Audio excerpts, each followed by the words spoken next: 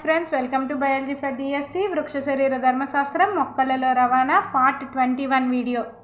ఈ వీడియోలో మనం పీడన ప్రవాహం లేక స్థూల ప్రవాహం పరికల్పనను గురించి డిస్కస్ చేద్దాం. ఇది ఇంపార్టెంట్ టాపిక్. ఉత్పత్తి కేంద్రం నుంచి వినియోగ కేంద్రానికి చక్కెరల స్థానాంతరణను వివరించే ఆమోదయోగ్యమైన యాంత్రికాన్ని పీడన ప్రవాహ పరికల్పన అంటాం. ఉత్పత్తి కేంద్రం నుంచి వినియోగ కేంద్రానికి చక్కెరల స్థానాంతరణను వివరించే ఒక ఆమోదయోగ్యమైన యాంత్రికాన్ని పీడన ప్రవాహ పరికల్పన అంటాం. అంటే ఇక్కడ ఏమనుకున్నాం, పీడన ప్రవాహ లేదా స్థూల ప్రవాహ పరికల్పన అనుకున్నాం కదా. అంటే ఏంటి, ఇక్కడ ఉత్పత్తి కేంద్రం నుంచి వినియోగ కేంద్రానికి చక్కెరలు అనేవి ఎలా పంపిణీ అవుతున్నాయి, ఎలా స్థానాంతరణ అవుతున్నాయి అని వివరించే ఒక ఆమోదయోగ్యమైన యాంత్రికాన్నే పీడన ప్రవాహ పరికల్పన అంటాం. ఇక్కడ మనం పటంలో చూడొచ్చు పీడన ప్రవాహ పరికల్పనని.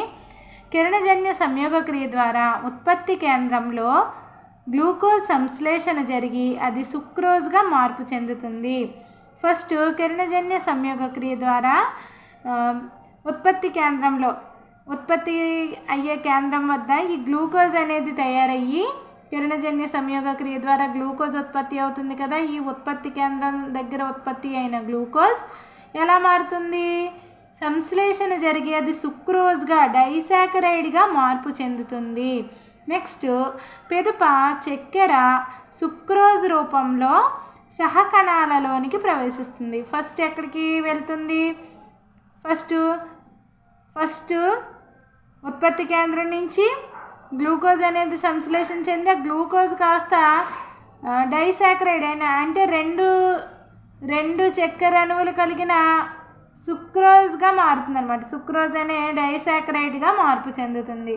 నెక్స్ట్ ఏమవుతుంది, పెద్ద చక్కెర సుక్రోజ్ రూపంలో ఈ చక్కెర అనేది ఇంకా సుక్రోజ్ రూపంలో మారిన చక్కెర మళ్ళీ అక్కడి నుంచి ఎక్కడికి వెళ్తుంది, సహకణాలలోనికి ప్రవేశిస్తుంది.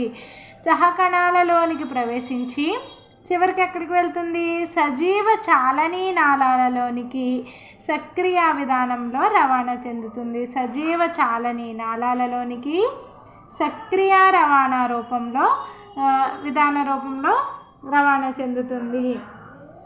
నెక్స్ట్ ఏంటి, ఉత్పత్తి కేంద్రంలోని కణాలలో ఆహారం ఉత్పత్తి వలన అక్కడున్న పోషక కణజాలంలో అధిక గాఢ పరిస్థితులు ఏర్పడతాయి. అయితే ఇక్కడ ఏంటి, ఉత్పత్తి కేంద్రంలో ఉన్న కణాలలో ఆహారం అక్కడ ఎక్కువ ఉత్పత్తి అవుతుంది కాబట్టి ఉత్పత్తి కేంద్రంలో ఉన్న కణాలలో ఆహారం ఉత్పత్తి కావడం వలన అక్కడున్న పోషక కణజాలం అనేది అధికంగా గాఢ పరిస్థితులు కాన్సన్ట్రేషన్ అనేది ఎక్కువగా ఉంటుంది అనమాట. అధిక గాఢ పరిస్థితులు ఏర్పడతాయి. ఎక్కడ, ఉత్పత్తి కేంద్రంలో ఉన్న కణాలలో ఆహారం అనేది ఉత్పత్తి అవ్వడం వలన అక్కడ ఉన్న పోషక కణజాలము ఎక్కువ కాన్సన్ట్రేటెడ్గా అంటే అధిక గాఢంగా మారుతుంది. దీంతో పక్కనే ఉన్న దారువులోని నీరు ద్రవాభిసరణ చర్య ద్వారా పోషక కణజాలంలోనికి చేరుతుంది. ఎప్పుడైతే ఇక్కడ ఉత్పత్తి అయ్యే ప్రదేశం వద్ద పోషక కణజాలం గాఢతను పొందిందో అక్కడ ఉన్న అంటే పోషక కణజాలం పక్కనే దారువు ఉంటుంది కదా, ఆ దారువులోని నీరు ఈ ద్రవాభిసరణ చర్య ద్వారా ఈ పోషక కణజాలంలోనికి చేరుతుంది. ఫలితంగా ద్రవాభిసరణ పీడనం పెరిగి ద్రవాభిసరణ పీడనం పెరిగి పోషక కణజాలంలోని ద్రవము తక్కువ పీడనాలు ఉన్న ప్రాంతం వైపు చెలుస్తుంది. ఇక్కడ ఈ నీరు అనేది పోషక కణజాలంలోకి వచ్చింది కదా, అప్పుడేమైంది, ద్రవాభిసరణ పీడనం పెరిగింది. ఈ ద్రవాభిసరణ పీడనం అనేది పెరిగి పోషక కణజాలంలోని ద్రవము ఇప్పుడు ఏమవుతుంది, తక్కువ పీడనాలున్న ప్రాంతం వైపుకు చెలుస్తుంది. వినియోగ కేంద్రం వద్ద ద్రవాభిసరణ పీడనం తక్కువగా ఉండాలి. ఇక్కడ వినియోగ కేంద్రం వద్ద ఎలా ఉండాలి, ద్రవాభిసరణ పీడనం తక్కువగా ఉండాలి. ఉత్పత్తి కేంద్రం వద్ద ద్రవాభిసరణ పీడనం ఎక్కువయ్యే అంటే పెరిగే పోషక కణజాలంలోని ద్రవము తక్కువ పీడనాల వైపు ఉన్న ప్రాంతం వైపు చెలుస్తుంది. అంటే ఇక్కడ తక్కువ పీడనాలు ఎక్కడ ఉండాలి, ఇప్పుడు వినియోగ కేంద్రం వద్ద ద్రవాభిసరణ పీడనం అనేది ఖచ్చితంగా తక్కువగా ఉండాలి. పోషక కణజాలం నుంచి సుక్రోజ్ వెలుపలికి రావడానికి చక్కెరను వినియోగించి దీని శక్తిగా లేక పిండి లేదా సెల్యులోజ్గా మార్చే కణాలలోనికి చేరడానికి సక్రియ రవాణా జరగాలి. పోషక కణజాలం నుంచి సుక్రోజ్ వెలుపలికి రావడానికి, ఈ పోషక కణజాలం నుంచి సుక్రోజ్ ఏం చేయాలి, మళ్ళీ బయటికి రావాలి. వెలుపలికి రావడానికి చక్కెరను వినియోగించి దీనిని శక్తిగా లేక పిండి లేదా సెల్యులోజ్గా మార్చే కణాలలోనికి చేరడానికి ఎటువంటి రవాణా జరగాలి, సక్రియ రవాణా అనేది జరగాలి. ఈ విధంగా చక్కెరలు తొలగించబడినప్పుడు ద్రవాభిసరణం పీడనం తగ్గి నీరు పోషక కణజాలం నుంచి బహిస్రవణ చెందుతుంది. ఈ విధంగా చక్కెరలు అనేవి ఎప్పుడు తొలగించబడతాయో అక్కడ ఏమవుతుంది, ద్రవాభిసరణ పీడనం తగ్గిపోయి నీరు పోషక కణజాలం నుంచి బహిస్రవణ, నీరు పోషక కణజాలం నుంచి బయటకు వచ్చేస్తుంది అన్నమాట, బహిస్సరణ చెందుతుంది. టూకీగా చెప్పాలంటే పోషక కణజాలం నుంచి చక్కెరల ప్రవాహము ఉత్పత్తి కేంద్రం వద్ద పోషక కణజాలం నుంచి చక్కెరల ప్రవాహం అనేది ఎక్కడి నుంచి ప్రారంభమవుతుంది, ఉత్పత్తి కేంద్రం వద్ద అంటే చక్కెరలు నిండే చోట నుండి ప్రారంభమై చాలని నాళంలోకి సక్రియ రవాణా ద్వారా ప్రయాణిస్తుంది. పోషక కణజాలంలో చక్కెర నిండినప్పుడు, పోషక కణజాలంలో చక్కెర ఎప్పుడైతే నిండిందో అక్కడ నీటి శక్మము ప్రవణతలు అనేవి పెరిగిపోయి ఆహారాలు స్థూల ప్రవాహంగా, మనం అనుకున్నాం కదా అక్కడ ద్రవాభిసరణ పీడనం ఎక్కువైపోతుంది. ఆ ద్రవాభిసరణ పీడనం ఎక్కువైపోయి తక్కువ ఉన్న పీడనం వద్దకి ఇలా ప్రవాహంలాగా చలించేస్తాయి అన్నమాట. ఎప్పుడైతే పోషక కణజాలంలో ఆహారంతో నిండిపోయిందో అంటే కిరణజన్య సంయోగ క్రియ జరిగి అక్కడ పోషక కణజాలంలో ఆహారం ఉత్పత్తి అయ్యే స్థానంలో ఉత్పత్తి కేంద్రం వద్ద చక్కెరలు ఎప్పుడైతే నిండిపోతాయో అక్కడ ఏమవుతుంది, మళ్ళీ నీటి శక్మము ప్రవణతలు పెరిగిపోతాయి. నీటి శక్మము ప్రవణతలు పెరిగిపోయి ఆహారాలు స్థూల ప్రవాహంగా చెల్లిస్తాయి. పోషక కణజాలంలో చాలని నాళాలు పరంపరగా దీర్ఘ స్తంభాల వలె అమరి సూక్ష్మ రంధ్రాలతో నిండి ఉన్న అంత్య కవచాలతోటి ఏర్పడతాయి. పోషక కణజాలంలోని చాలని నాళాలు పరంపరగా దీర్ఘ స్తంభాల వలె, ఈ పోషక కణజాలంలో ఉండే చాలని నాళాలు వరుసగా అన్నమాట పరంపరగా దీర్ఘ స్తంభాల వలె అమరి ఉండి సూక్ష్మ రంధ్రాలతో నిండి ఉన్న అంత్య కవచాలతోటి ఏర్పడతాయి. ఈ పోషక కణజాలంలో ఉన్న చాలని నాళాలు ఎలా ఏర్పడతాయి, ఒక దీర్ఘ స్తంభాల వలె అమరి సూక్ష్మ రంధ్రాలతో నిండి ఉన్న అంత్య కవచాలతోటి ఏర్పడతాయి. ఈ సరంధ్ర కవచాలను ఏమంటాం, చాలని ఫలకాలు అంటాం. కణద్రవ్య పోగులు చాలని ఫలకాల రంధ్రాల ద్వారా వ్యాపించి అవిచ్ఛిన్న తంతువుల వలె ఏర్పడి ఉంటాయి. కణద్రవ్య పోగులు చాలని ఫలకాల రంధ్రాల ద్వారా వ్యాపించి, కణద్రవ్య పోగులు అనేవి చాలని ఫలకాల రంధ్రాల ద్వారా వ్యాపించి అవిచ్ఛిన్న తంతువుల వలె ఏర్పడి ఉంటాయి. కణద్రవ్య పోగులు అనేవి చాలని ఫలకాల రంధ్రాల ద్వారా వ్యాపించి అవిచ్ఛిన్న తంతువుల వలె ఏర్పడి ఉంటాయి. పోషక కణజాలంలో చాలని నాళాలు అనేవి పరంపరగా ఒక దీర్ఘ స్తంభాలలాగా ఉండి అంటే పొడవాటి గొట్టాల్లాగా ఉందన్నమాట, స్తంభాల్లాగా అమరి ఉండి సూక్ష్మ రంధ్రాలతో నిండి ఉన్న అంత్య కవచాలతోటి ఏర్పడతాయి.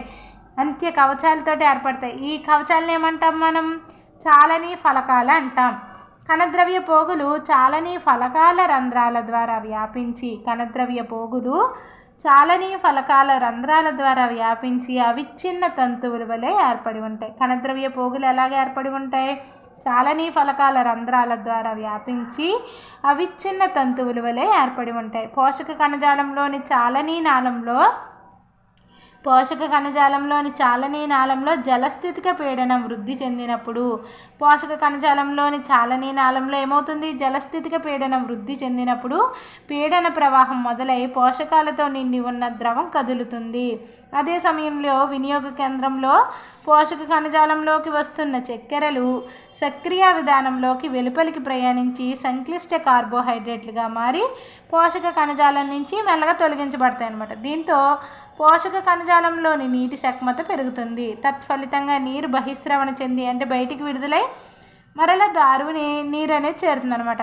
ఎప్పుడైతే ఈ పోషక కణజాలంలో ఆహారం అనేది గాఢత కాన్సన్ట్రేటెడ్గా మారిందో ఈ దారువు నుంచి నీరు అనేది వెళ్ళి పోషక కణజాలంలోకి వెళ్తుంది అనమాట. ఎప్పుడైతే మరలా వినియోగించుకునే కేంద్రం వద్ద ఆహారం అనేది వినియోగించబడిందో మరలా నీరు ఈ పోషక కణజాలం నుంచి బయటకు వచ్చేసి పోషక కణజాలం పక్కనే ఉన్న దారుకై చేరుకుంటుంది అనమాట.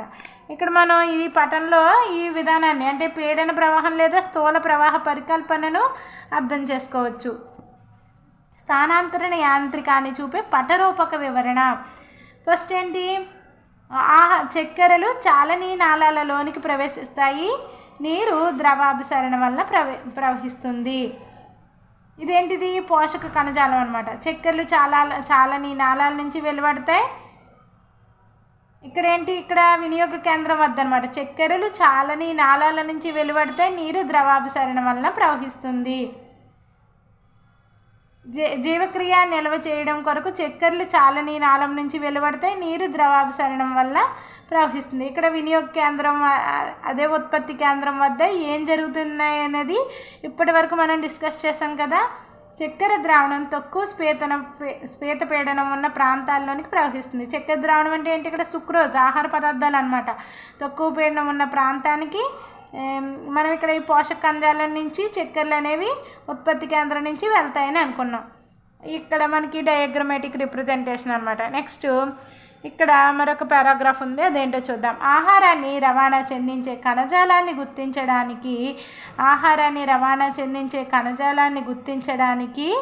మేకలనము అనే సరళ ప్రయోగాన్ని ఉపయోగించవచ్చు. ఆహారాన్ని రవాణా చెందించే కణజాలాన్ని గుర్తించడానికి మరొక ప్రయోగం ఏంటి, మేకలనం, గిడ్లింగ్ అనే ఒక సరళ ప్రయోగాన్ని ఉపయోగించవచ్చు. రవాణా చెందించే కణజాలాన్ని గుర్తించడానికి మేకలనం అనే సరళ ప్రయోగాన్ని ఉపయోగించవచ్చు. ఈ ప్రయోగంలో ఏంటి, వృక్షం మానులోని బెరడును వృత్తాకార పట్టీ రూపంలో పోషక కణజాలం మందం వరకు జాగ్రత్తగా తొలగిస్తారన్నమాట. ఈ ప్రయోగంలో వృక్షం యొక్క మాను ఉంటుంది కదా, పెద్ద కాండాలు ఉన్న వృక్షాలు ఉంటాయి కదా, ఆ మానులోని బెరడును వృత్తాకార పట్టీ రూపంలో పోషక కణజాల మందం వరకు జాగ్రత్తగా తొలగించాలి. ఇలా బెరడును తొలగించడం వలన ఆహారము కింది భాగాలకు రవాణా చెందదు. ఇలాగ బెరడును తొలగించడం వలన ఆహారం అనేది కింది భాగాలకి రవాణా చెందదు. కొన్ని వారాలకి రింగు పై భాగంలో బెరడు పొర ఉబ్బుతుంది. కాబట్టి ఈ ప్రయోగం వల్ల తెలిసిన విషయం ఏమిటంటే, ఆహారము పోషక కణజాలం ద్వారా వేరు వ్యవస్థలోకి ఏకదిశ గమనం చెందుతుందని ఈ ప్రయోగాన్ని మీరు కూడా సులభంగా జరపవచ్చు. ఇక్కడ మనకి మేకలనం అనే ప్రయోగం వల్ల ఏం తెలిసింది, ఆహారము పోషక కణజాలం ద్వారా వేరు వ్యవస్థలోకి ఏకదిశ గమనంలో ప్రయాణం చెందుతుందని మనకి ఈ మేకలనం అనే ప్రయోగం ద్వారా తెలుస్తుంది.